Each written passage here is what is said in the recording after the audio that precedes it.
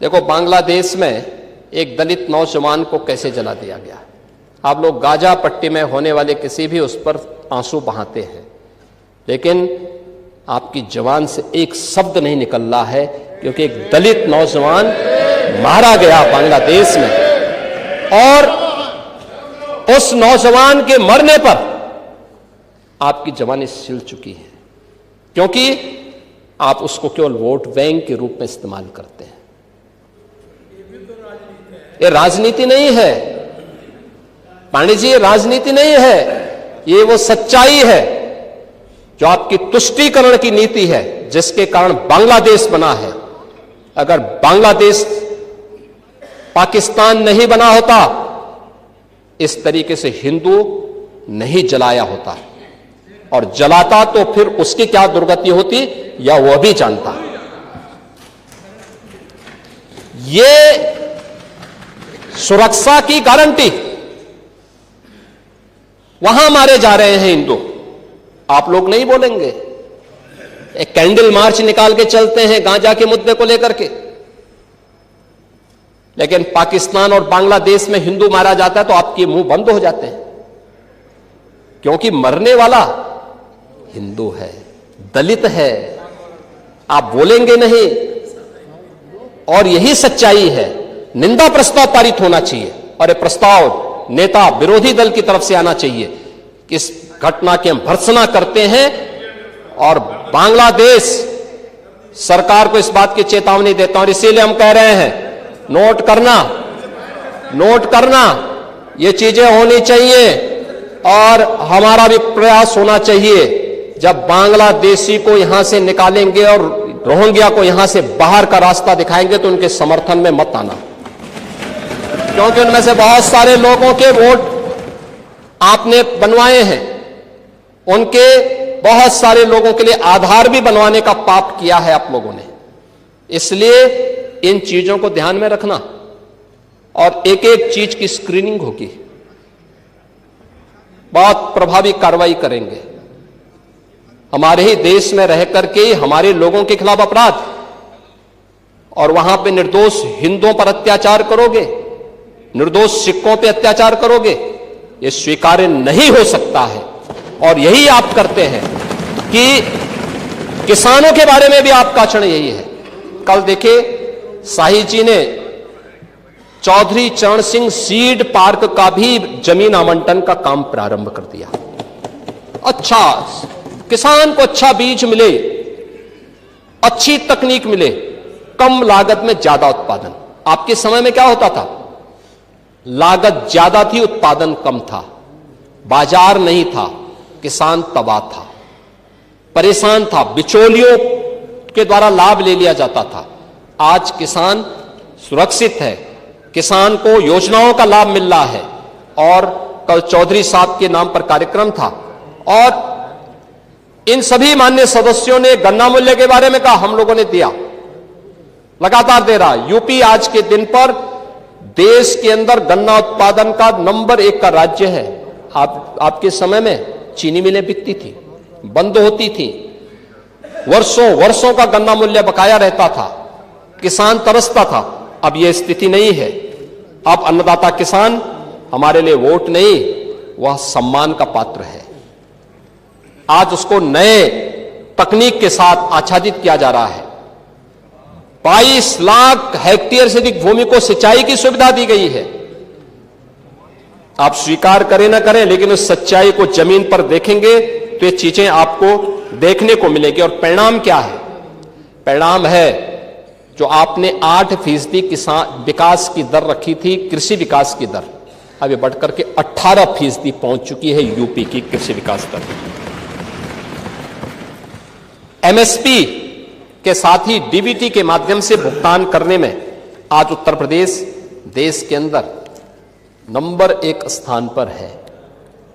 आज यूपी उसका परिणाम है कि देश के अंदर कृषि योग्य भूमि का केवल 11% हिस्सा रखता है, लेकिन उत्पादन, अच्छा बीज, समय पे बीज, अच्छी तकनीक और बहुत सारी जगह 3-3 फसल अब किसान ले रहा। परिणाम है 21% देश का कुल खाद्यान्न अकेले यूपी आज पैदा कर रहा है, यूपी का अन्नदाता किसान पैदा कर रहा है। और प्रधानमंत्री जी ने प्रधानमंत्री किसान सम्मान निधि का लाभ भी यूपी के किसानों को दिया है और अब तक 94,668 करोड़ 58 लाख रुपए सीधे डीबीटी के माध्यम से एक अन्नदाता किसान के खाते में पहुंचा है। इसमें तो किसी को संदेह नहीं होगा, इसमें भी चेहरा नहीं देखा गया। किसान किसान है, आपके लिए वो भेदभाव का शिकार हो सकता है, हमारे लिए नहीं। हमारे लिए किसान किसान है। और गन्ना उत्पादन के बारे में जो कह रहा था, 55% गन्ना का उत्पादन देश के अंदर यूपी कर रहा है। यूपी के अंदर इथेनॉल उत्पादन में जो केवल 41 करोड़ लीटर था, आज 182 करोड़ लीटर इथेनॉल का उत्पादन अकेले यूपी कर रहा है, यूपी के अन्नदाता किसानों के माध्यम से हो रहा है। आज हमारे पास एक्सप्रेसवे, लॉजिस्टिक पार्क, किसानों की उपज को राष्ट्रीय और अंतर्राष्ट्रीय बाजार तक पहुंचाने के लिए एक बेहतरीन कनेक्टिविटी भी हमारे पास है। एग्रीकल्चर वैल्यू चेन के लिए स्टोरेज है, प्रोसेसिंग सेंटर है, कोल्ड चेन इंफ्रास्ट्रक्चर है और बड़े पैमाने पर आज यूपी के अंदर इस फील्ड में इन्वेस्टमेंट भी हो रहा है। हमने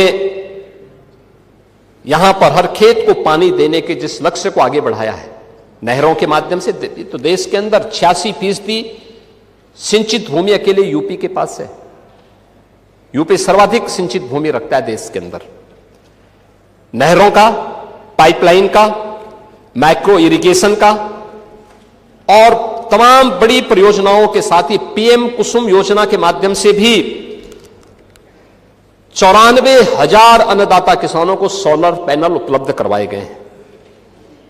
और मैंने पहले कहा, किसानों को फ्री में बिजली, 16 लाख किसानों के ट्यूबवेल के बिल माफ करके सरकार उसके लिए पैसा उपलब्ध करवाती है।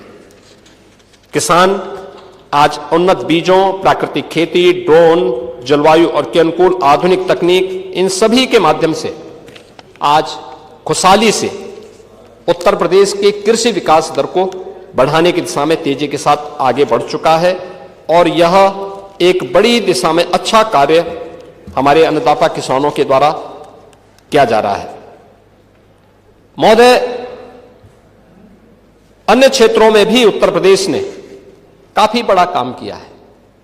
यानी गाय का दूध पीते हैं ये लोग भी, लेकिन गाय को दूध पीने के बाद छोड़ देते हैं। अब आपके वैसे भी आदत खराब है, कोई बूढ़ा हो जाता है उसको छोड़ देते हैं, निकाल देते हैं। लेकिन हमारी सरकार ने तो हर एक का हम ध्यान रखते हैं। 16 लाख से अधिक गोवंश के लिए गो संरक्षण स्थल बना करके सरकार कार्य कर रही है और 1,500 रुपये एक गाय का अन्नदाता किसान अगर पालता है अपने घर में तो उसका वेरिफिकेशन करने के बाद भुगतान सरकार कर रही है। परिणाम है दुग्ध उत्पादन में अग्रणी राज्य है। स्मार्ट खेती, मिलेट्स यानी श्री अन्न की खेती के विस्तार में भी उत्तर प्रदेश ने देश के अंदर अग्रणी स्थान बनाया है। और संजय निषाद हैं, इन्होंने पांडे जी को कभी बुलाओ अपने यहां मछली खाने के लिए। मत्स्य उत्पादन में भी उन्होंने दुगनी हैं। पांडे जी मछली खाएंगे? रहे हैं ना? नहीं नहीं, मैं छीन के नहीं। आपके यहां आते कि नहीं आते हैं? हैं? अच्छा, आपके वोट बैंक को भड़काते हैं। भड़काते नहीं होंगे, खिलाते होंगे। खिलाइए लेकिन पिलाइए मत।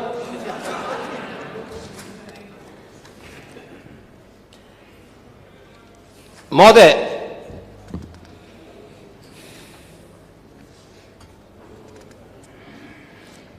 ऊर्जा के बारे में आज नेता विरोधी दल ने इसके बारे में चर्चा नहीं की और संभवतः वह, खैर अच्छा है, उनको बिजली मिल रही है उनको इससे, क्योंकि गांव में बिजली पहले मिलती नहीं।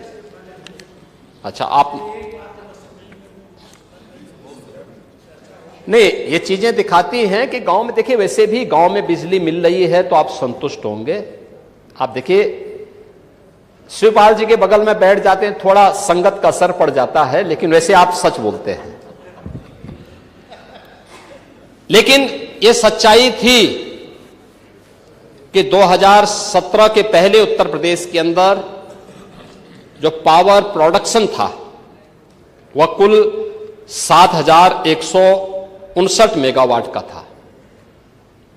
आज 11,595 मेगावाट का उत्पादन अकेले यूपी के अंदर, हम लोग यहां पर यूपी के अंदर पावर जनरेट कर रहे हैं। अभी हाल ही में जो हमारी अभी कुछ प्रारंभ होने जा रही है, इसमें से 6,541 मेगावाट की नई परियोजनाएं हमारी बहुत जल्दी उत्पादन शुरू कर देंगी, जिसमें घाटमपुर, खुर्जा, अनपरा ई, ओबरा डी, मेजा, इन सब की 6,541 मेगावाट के अतिरिक्त इससे हमें मिलेगी।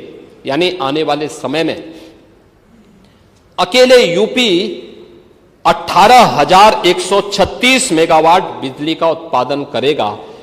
पीएम सूर्य घर मुफ्त बिजली योजना में 1 गीगावाट की सोलर क्षमता हम लोगों ने हासिल की है और यूपी देश के अंदर अग्रणी राज्यों में इसमें है, जिसमें सोलर पैनल किसी भी घर में लगेगा तो उस घर की बिजली का खर्चा आधे से भी कम हो जा रहा है।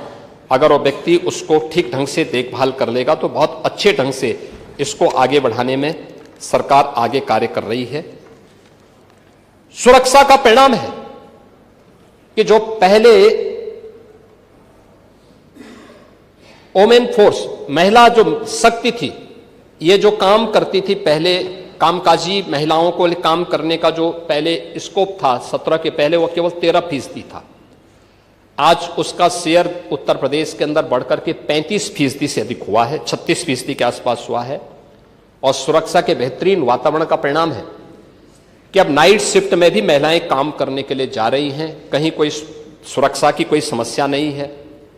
युवाओं के लिए एक नई स्कीम सीएम युवा उद्यमी के रूप में हम लोगों ने लागू की है और मुझे प्रसन्नता है कि 1,10,000 से अधिक युवाओं को अब तक इस योजना के माध्यम से हम लोगों ने गारंटी मुक्त और ब्याज मुक्त ऋण की सुविधा उपलब्ध करवाई है। आज प्रदेश में एक बेहतरीन स्टार्टअप का इकोसिस्टम भी खड़ा हुआ है। 18,000 से अधिक startup, 76 incubator, 7 centre of excellence और 8 यूनिकॉर्न आज अकेले यूपी में हैं। प्रदेश ने आज इस दिशा में बेहतरीन कार्य किया है और मुझे लगता है कि अभी हाल ही में जो centre for monitoring Indian economy CMI द्वारा जो बेरोजगारी की दर के आंकड़े जारी किए गए हैं देश के अंदर, उसमें यूपी की बेरोजगारी की दर जो 17 के पहले 19% थी, आज वो घट करके 2.21% पर रह गई है। यह सीएमई के द्वारा जो अभी डाटा जारी किए गए हैं वह भी यूपी के अंदर है। आप वेलफेयर स्कीम में बात करेंगे, दिव्यांगजनों, निराश्रित महिलाओं और वृद्धजनों के लिए पेंशन की राशि, आप याद करिए आपके समय में 300 रुपया मिलता था और वह भी आधा अधूरा, वो भी आधा अधूरा। आज डीबीटी के माध्यम से हम 1,06,00,000 परिवारों को 12,000 रुपये साल का पेंशन की सुविधा दे रहे हैं। डीबीटी के माध्यम से पैसा उनके खाते में जाता है। समाजवादी पार्टी ने तो छात्रों की स्कॉलरशिप में भी घोटाला कर दिया था।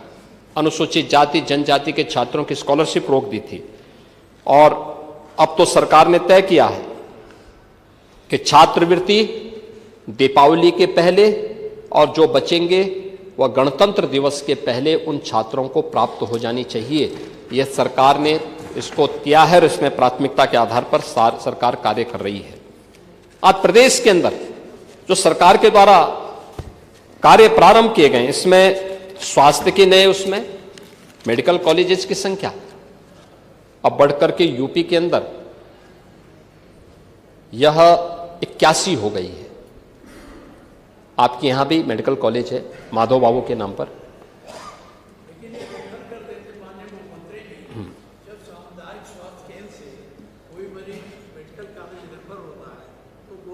मेडिकल कॉलेज को रेफर करते हैं। गोरखपुर बाजार